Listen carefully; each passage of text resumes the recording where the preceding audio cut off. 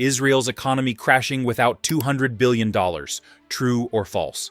According to a leaked assessment from Israel's Ministry of Finance dated February 2024, the country faces a catastrophic infrastructure deficit that could trigger economic collapse by 2030. Dr. Karnit Flug, former governor of the Bank of Israel, warned that the nation is operating on borrowed time with systems built for 4 million people, now serving nearly 10 million. This isn't about a temporary recession or market correction. This is about the fundamental infrastructure holding Israel's entire economy together, finally giving out after decades of underinvestment. The numbers paint a picture so devastating that government officials have been quietly preparing emergency economic protocols. We're talking about power grids failing during peak demand, transportation networks grinding to a halt, housing shortages creating social unrest, and water systems pushed beyond breaking point. And the price tag to fix it all? $200 billion that Israel simply doesn't have. Let me explain exactly how bad this situation really is. Right now, Israel's infrastructure is crumbling beneath the surface of its high-tech success story. The electrical grid operates at 94% capacity during summer peaks, leaving virtually no margin for error. A single major failure could cascade into nationwide blackouts, affecting hospitals, military installations, and the tech companies that generate 40% of Israel's exports. The country needs an additional 8,000 megawatts of generating capacity by 2030 just to keep the lights on. Currently, approved projects will deliver roughly 3,000 megawatts. That's exactly 37% of what's required. Think of it like a bank account where you need 10,000 shekels to pay your bills, but you only have 3,700 coming in. Every month, you fall deeper into debt. But it gets worse. Israel's transportation infrastructure was designed in the 1970s for a population half its current size. The average Israeli now spends 93 hours per year stuck in traffic, costing the economy an estimated 32 billion shekels annually in lost productivity. The Dan metropolitan area, home to 42% of Israel's population, has exactly one functioning light rail line. Tel Aviv's road density is 2.3 times lower than comparable European cities. Yet it carries 3 times the traffic volume per kilometer.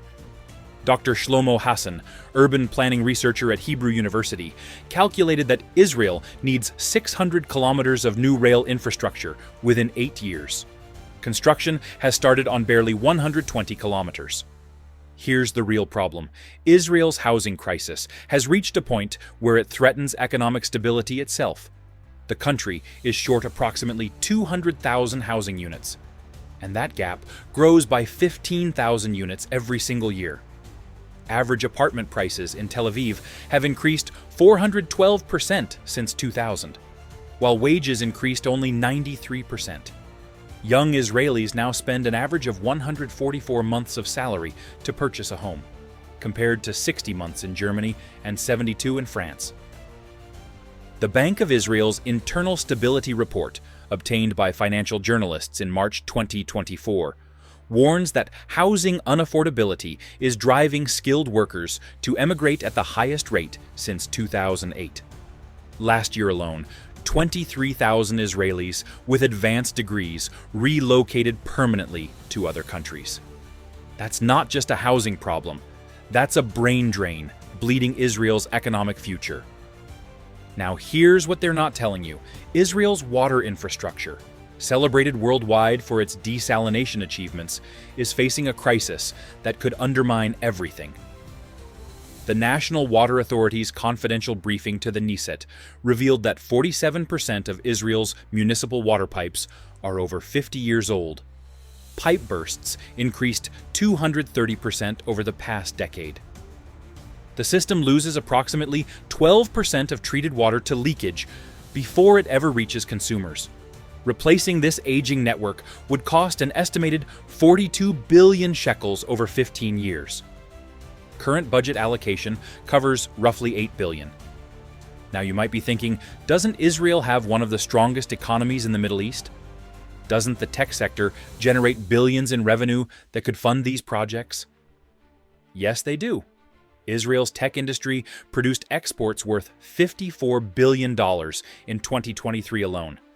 But here's what they don't tell you in the glossy investment brochures. Israel's tech miracle is actually making the infrastructure crisis worse, not better.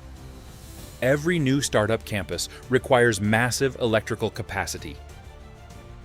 Every tech worker moving to Tel Aviv needs housing that doesn't exist and transportation that can't handle current loads. The startup nation narrative attracted foreign investment that built gleaming office towers, while the pipes beneath them rotted.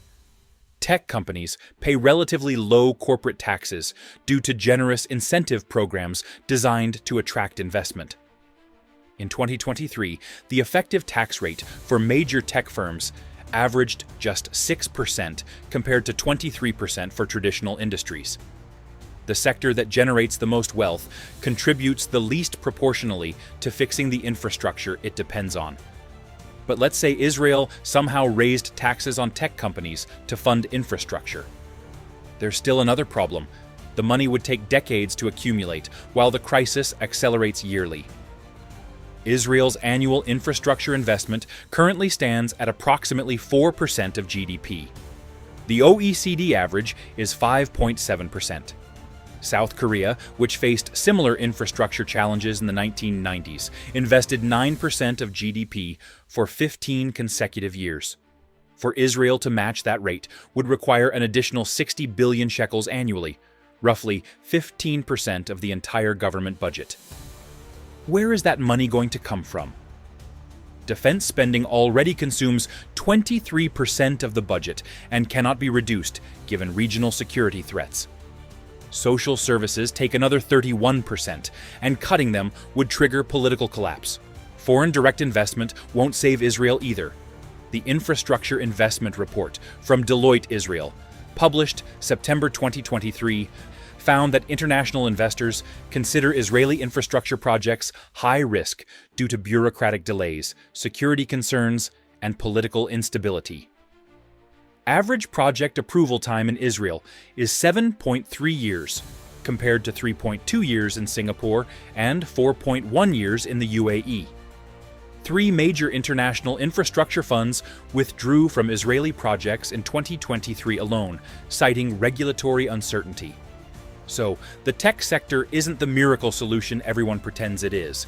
It's a profitable, innovative, export-generating engine built on a crumbling foundation. And that foundation is failing faster than anyone publicly admits. Here's where the situation becomes truly desperate. Israel's population grows by 2.1% annually, one of the highest rates in the developed world. That means infrastructure demand increases by roughly the same percentage every year, while supply stagnates or deteriorates. It's a death spiral. By 2030, the gap between infrastructure capacity and population demand will reach an estimated 41%. That's enough to trigger rolling blackouts, water rationing, and traffic paralysis simultaneously. The Israeli government knows this. Behind closed doors, the Ministry of Finance prepared a 3-tier emergency economic protocol leaked to Calculist financial newspaper in February 2024. Tier 1 involves electricity rationing for industrial users during peak months. Tier 2 implements water allocation limits for agriculture, devastating a sector that employs 8% of the workforce. Tier 3, the scenario planners hope never arrives, involves controlled economic contraction, essentially choosing which industries survive and which are allowed to fail. According to the document, technology manufacturing requiring stable power would be prioritized, while construction and heavy industry would face systematic shutdown. But there's one solution that could work. One comprehensive plan that Israeli economists have been advocating for nearly a decade. It's called the National Infrastructure Resilience Initiative, the most ambitious economic modernization project ever proposed in Israel's history. The concept is elegant in its ambition. A coordinated $200 billion investment program over 15 years that would simultaneously upgrade electrical generation capacity by 12,000 megawatts, construct 400 kilometers of metropolitan rail, build 350,000 housing units through public-private partnerships, and replace the entire aging water distribution network. The funding would combine government bonds, international development loans, and a dedicated infrastructure tax on property transactions. It would create an estimated 400,000 jobs and generate returns exceeding the initial investment within 25 years. It's a perfect solution, except for one problem. The National Infrastructure Resilience Initiative doesn't exist yet. Not really. Various components have been proposed, debated, studied, and shelved repeatedly since 2016. Former Finance Minister Moshe Kahlon announced a comprehensive infrastructure plan in 2017. It was never funded. The National Economic Council proposed a similar framework in 2019. Coalition politics killed it within months. Finance Minister Bezalel Smotrich mentioned infrastructure priorities in 2023. Budget allocation fell 73% short of stated goals. Even if political consensus emerged tomorrow and funding appeared immediately, major infrastructure projects in Israel take an average of 12 years from approval to completion. The electrical capacity wouldn't come online until 2037. The rail networks wouldn't be operational until 2039. The housing units wouldn't be occupied until 2041. That's 11 years after Israel's infrastructure is projected to hit critical failure. Too late. So here we are. Electrical capacity will hit crisis levels by 2028. Transportation gridlock will cost the economy 50 billion shekels annually by 2029. Housing shortages will drive emigration to catastrophic levels by 2030. The tech sector can't fund the solution. Foreign investment won't bridge the gap. The comprehensive plan that could work hasn't started and won't be finished for decades.